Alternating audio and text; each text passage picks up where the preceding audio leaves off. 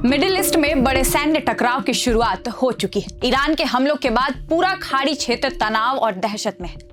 अल जजीरा की रिपोर्ट के मुताबिक अमेरिका और इजराइल के जॉइंट हमलों का जवाब देते हुए ईरान ने पूरे खाड़ी क्षेत्र यानी कि गल्फ रीजन में आग लगा दी है।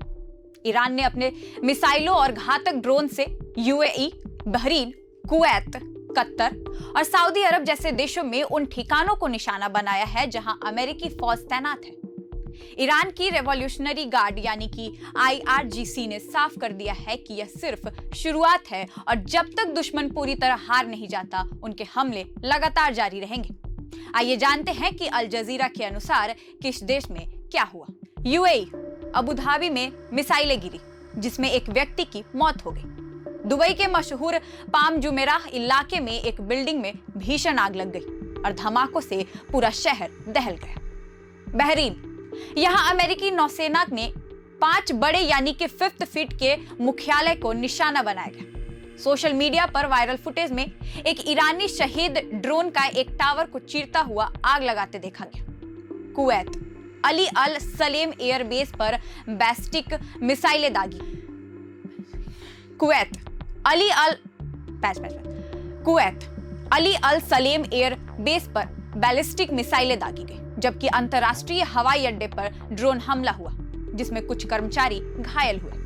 कतर और सऊदी अरब, कतर में रडार स्टेशनों को निशाना बनाया गया और सऊदी अरब के रियाद व पूर्वी हिस्सों में मिसाइलें दागी गई। गनीमत रही कि ज्यादातर मिसाइलों को डिफेंस सिस्टम ने बीच में ही मार गिराया था, वरना तबाही का दायरा और भी बड़ा होता।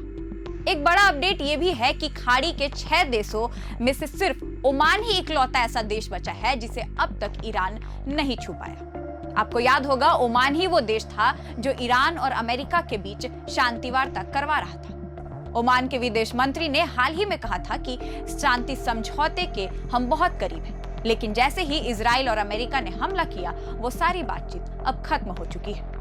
ओमान ने चेतावनी दी है कि अमेरिका इस जंग में और गहराई से न फंसे क्योंकि यह आपकी लड़ाई नहीं है।